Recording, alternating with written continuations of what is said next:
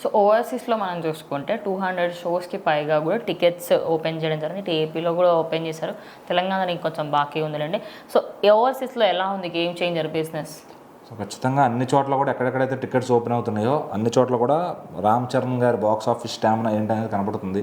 So ఖచ్చితంగా మనం 3 ఏళ్ళు అయిపోతుంది ఆయన సినిమాని, అంటే దగ్గర ఆచార్య కౌంట్ చేసుకోకపోయినా 3 ఏళ్ళు అయిపోతుంది RRR వచ్చి. అసలు సోలోగా సినిమా 6 ఏళ్ళు అయిపోతుంది అయింది. సో ఇప్పుడు ఆయన సోలో సినిమా వస్తుంది, ఎప్పుడెప్పుడు చూద్దామని ఫ్యాన్స్ అంతా ఆరాటపడుతున్నారు అనమాట. సో నెల్లూరు అయితే all time record 130 shows first day already full అయిపోయినాయి, హౌస్ఫుల్ పెట్టినమ్మటనే. సో ఇంకా వేరే చోట్ల కూడా గోదావరి డిస్ట్రిక్ట్స్లో కానీ ఏపీ కృష్ణా డిస్ట్రిక్ట్లో కానీ పెట్టినట్టు 1 AM షోస్ అయితే అన్నీ సోల్డ్ అవుట్ అయిపోతున్నాయి. సో ఖచ్చితంగా ఆయన ప్రపంచం మొదలైందని చెప్పాలి. గేమ్ చేంజర్ చాలా తక్కువ అంచనా వేసిన వాళ్ళందరికీ ఒక చెంపపెట్టుగా ఉంటుందని చెప్పాలి. So content once hit talk కానీ వచ్చిందంటే లాంగ్ రన్ ఎవడో తట్టుకోలేడు, సీరియస్లీ చెప్తున్నాము. అంటే దాన్ని ఏమంటారంటే చాలా తక్కువగా అంచనా వేశారు. సో దాంట్లో ఒక డైలాగ్ ఉండే, ఐఎమ్ అన్ప్రిడిక్టబుల్ అని.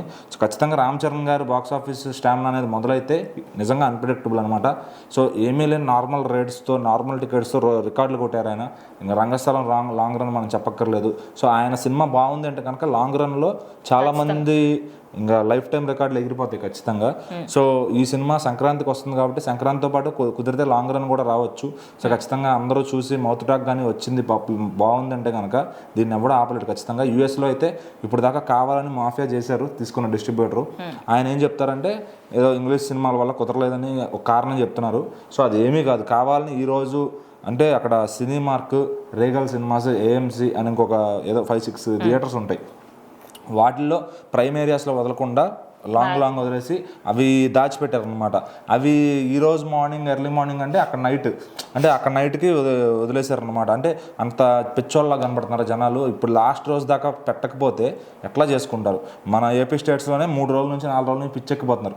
మరి యూఎస్లో ఏంటంటే అక్కడ వాళ్ళకి అడ్వాన్స్గా చేసుకుని వాళ్ళు స్లాట్, ఇప్పుడు ఈరోజు వాళ్ళకి వర్క్ ఉంటుంది, వాళ్ళకి హాలిడేస్ అయిపోయి ఉంటాయి already Christmas new year. So job ఉన్నప్పుడు వాళ్ళు ఏం చేస్తారంటే నైట్ టైం షెడ్యూల్ చేసుకుంటారు. నైట్ టైం అంటే మనకి ఇక్కడ ఎప్పుడైతే మార్నింగ్ ఉంటుందో ఆ టైం అక్కడ ప్రీమియర్స్ పడతాయి అనమాట. సో ఆ లెక్కన స్టార్ట్ అయినప్పుడు ఎట్లా మనం ఏంటనేది చూసుకుంటారు వాళ్ళు. ఒక షో స్లాట్ ప్లాన్ చేసుకుంటారు. అది చేసుకోవాలంటే వాళ్ళకి మినిమం వారం ముందన్న వాళ్ళకి ఆ బుకింగ్స్ ఓపెన్ అవ్వాలి. సో ఇప్పుడు మంచి థియేటర్లు మంచి ఏరియాల్లో ముందు ఓపెన్ చేయకుండా, తెలుగు వాళ్ళు ఉన్న ఏరియాలో ఓపెన్ చేయకుండా ఎక్కడో లాంగ్ ఏరియాస్లో ఓపెన్ చేస్తే అది ఏమని అయితే లాస్ట్కి ఈ రోజుకి ఎక్స్పెక్టెడ్ ఇంకా దగ్గర 500 or 400 షోస్ రావాలి. కంపేర్ టు దేవరా కన్నా 500 షోస్ తక్కువ ఉన్నాయి. సో మరి అది ఎక్కడ న్యాయం? అసలు ఎందుకు తీసుకున్నారు? ఎందుకు ఎంత అన్యాయం చేస్తున్నారు సినిమాకి అనేది అది ఎవరిని క్వశ్చన్ చేయాలి? దిల్ రాజు గారికి చెప్పిన ఫ్యాన్స్ అందరూ కలిసి అది కూడా ఆయన కూడా పట్టించుకునే పరిస్థితి. సో మరి ఆయన ఏదో మేనేజ్ చేసుకుంటే వెళ్ళిపోతున్నారు. మరి అసలు ఆయనకి ఇష్టం ఉందో లేదో సినిమాని యూఎస్లో నుంచి డబ్బులు సంపాదించుకోవడం. సో ఆయన అయితే సేల్ చేసుకున్నారు, హ్యాపీగా ఉన్నారు. డిస్ట్రిబ్యూటర్లు కావాలని ఇప్పుడు ఏంటంటే Devara cinema and Pushpa cinema numbers దాటకూడదని కంప్లీట్ మాఫియా అయితే జరుగుతుంది. సో దాన్ని ఎవరో కాదన్నా అవునన్నా అది మాత్రం నిజం. ఎందుకంటే ఒక 100 షోలు తేడా చూపించవచ్చు అంటే ఆ సినిమా తక్కువ చూపించాలని. 100 షోలు తక్కువ చేస్తే ఏదో వాళ్ళ తిప్పలు వాళ్ళు పడతారు. 500 షోలు డిఫరెన్స్ పెట్టారు అంటే ఏం సాధిద్దామని, ఎందుకు అంత నెగిటివిటీ? సో ఈ పాటికే 1.5 మిలియన్ రేంజ్లోకి వెళ్ళాల్సింది ఇంకా 800Kలో ఉంది యూఎస్. అలాగే యూకే అయితే ఇంక చెప్పక్కర్లా, యునానిమస్ అంటే అన్ప్రెడిక్టబుల్ అని చెప్పాలి.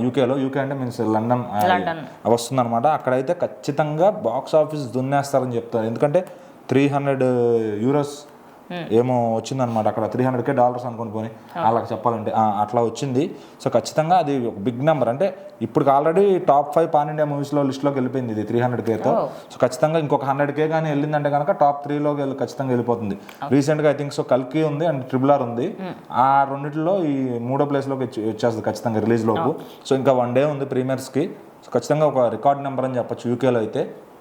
ఎందుకంటే శంకర్ గారి సినిమాల పొటెన్షియల్ అక్కడ జనాలకు తెలుసు.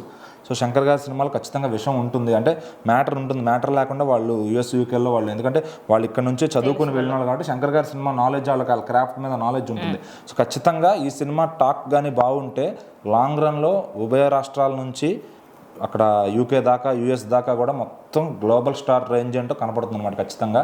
సో ఇంకా గేమ్ చేంజర్ 10వ తారీఖు రిలీజ్ అవుతుంది. So content is the king అనే మాటని నిజం చేయబోతున్నారు రామ్ చరణ్ గారు.